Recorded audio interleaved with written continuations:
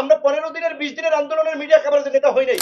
হারুনের ভাতের হোটেলে গিয়ে যখন অনেকে কম্প্রোমাইজ করে যখন আন্দোলন প্রত্যাহার করেছে, সরকারকে ব্যবহার করে উপদেষ্টা পরিষদকে ব্যবহার করা হয়েছে, কিংস পার্টি গঠন করা হয়, তাদেরকে নিয়ে মানুষ পরিচ্ছন্ন রাজনীতির স্বপ্ন দেখেছিল। আছে সেই তরুণরা চাঁদাবাজি, ধান্দাবাজি, তদবির, লুটপাটে ব্যস্ত।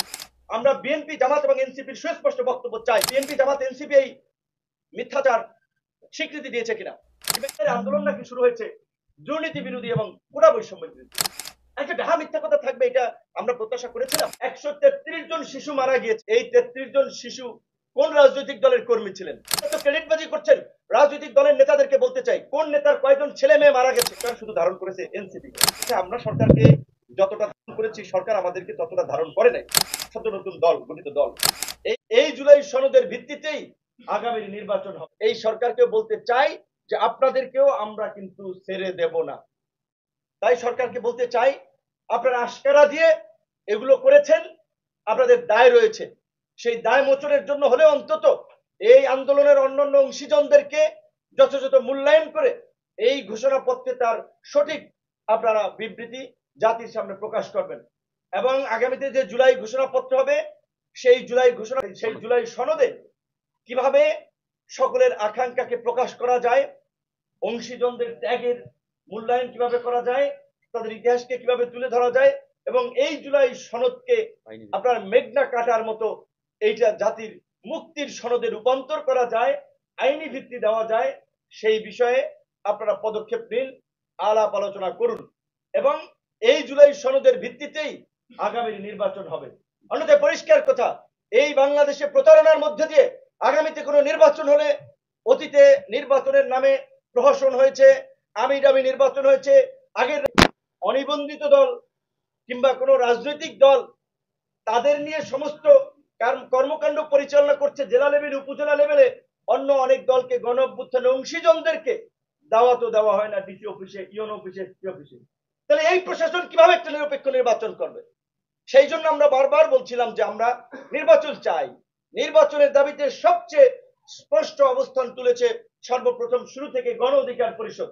কারণ আমরা বলেছিলাম যে নির্বাচনের যদি একটা স্পষ্ট রোডম্যাপ না থাকে, তাহলে নানান ধরনের ষড়যন্ত্র দানা বাঁধবে, যেটা আমাদেরকে সংকটে ফেলবে। কাজেই সেই জায়গা থেকে আমরা এখনো বলছি যে আমরাও নির্বাচন ফেব্রুয়ারিতে ঘোষণা করেছেন, জানুয়ারিতেও যদি করেন আমাদের আপত্তি নেই, ডিসেম্বরেও যদি করেন আমাদের আপত্তি নাই, কিন্তু নির্বাচনের আগে উপযুক্ত পরিবেশ এবং লেভেল প্লেইং ফিল্ড সকলের জন্য সেটি তৈরি করতে হবে। এই গণ অভ্যুত্থানে এই দেশের সাধারণ জনগণ, রাজনৈতিক দলগুলো ক্রেডিটবাজি করছে। এই যে কিছুদিন আগে পত্রপত্রিকায় রিপোর্ট প্রকাশিত হয়েছে, 133 জন শিশু মারা গিয়েছে। এই 33 জন শিশু কোন রাজনৈতিক দলের কর্মী ছিলেন? এই আপনার কৃষক, শ্রমিক, সাধারণ জনতা যারা জীবন দিয়েছিল, তারা কোন রাজনৈতিক দলের কর্মী ছিলেন? রাজনৈতিক দলগুলো তো ক্রেডিটবাজি করছেন। রাজনৈতিক দলের নেতাদেরকে বলতে চাই, কোন নেতার কয়জন ছেলে মেয়ে মারা গেছে দেখান। কয়জন এমপির ছেলে, কয়জন মন্ত্রীর ছেলে, কয়জন বড় বড় নেতার ছেলে মেয়ে, আত্মীয় স্বজনরা মারা গেছে? মারা গেছে এই দেশের আম জনতা, সবসময় যারা জীবন দিয়েছে, ইতিহাসের ধারাবাহিকতায় যারা সংগ্রাম করেছে, সাধারণ খেটে খাওয়া কৃষক, শ্রমিক, মেহনতি মানুষ মারা গিয়েছে। তাদের লাশের উপর দিয়ে আজকে নেতারা হচ্ছেন অনেকে, এমপি হচ্ছেন অনেকে, পয়সা কামাচ্ছেন অনেকে, উপদেষ্টা হয়েছেন অনেকে। আন্দোলনের নেতৃবৃন্দ, উল্লেখযোগ্য নেতৃবৃন্দের মধ্যে কয়জন মারা গিয়েছেন? মারা যায় নাই। এমপি মন্ত্রীরাও মারা যায় নাই। ওই যে একটা প্রবাদ আছে না, যে যখন দেশে যুদ্ধ লাগে বড় লোকেরা রুটি দেয় আর গরিব মানুষেরা তাদের ছেলে মেয়েদের যুদ্ধে দেয়। এই বাস্তবতা আমরা কিন্তু বাংলাদেশে এই জুলাই প্রত্যক্ষ করেছি। সুতরাং সেই জায়গা থেকে আমরা এই দেশের আপামর সকল জনসাধারণকে বলতে চাই, আমাদের যে জুলাইয়ের আকাঙ্ক্ষা, এই রাষ্ট্র ব্যবস্থার সংস্কার, রাষ্ট্র পুনর্গঠন, নাগরিকদের অধিকার নিশ্চিত করা, এবং ভবিষ্যৎ বাংলাদেশে যেন কোনো ফ্যাসিবাদ তৈরি না হয়, স্বৈরাচার তৈরি না হয়, সেই ব্যবস্থা নিশ্চিত করার মধ্য দিয়েই এই জুলাইয়ের আকাঙ্ক্ষা বাস্তবায়ন করতে হবে। নির্বাচনের দিকে যেতে হবে। তার জন্য যেই সংস্কার প্রয়োজন, যেই পদক্ষেপগুলো নেওয়া প্রয়োজন, সেগুলো নিতে হবে। অন্যথায় এই সরকারকেও বলতে চাই যে আপনাদেরকেও আমরা কিন্তু ছেড়ে দেব না। অনেক আপনাদেরকে প্রশংসা করেছি, আপনাদের পাশে ছিলাম।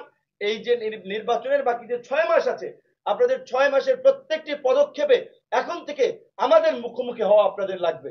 কারণ আমরা আপনাদেরকে বসিয়েছি, আমাদের রক্তের উপর দিয়ে, আমাদের আবেগের আপনার পুঁজি করে আপনারা ওইখানে উপদেষ্টা হয়েছেন।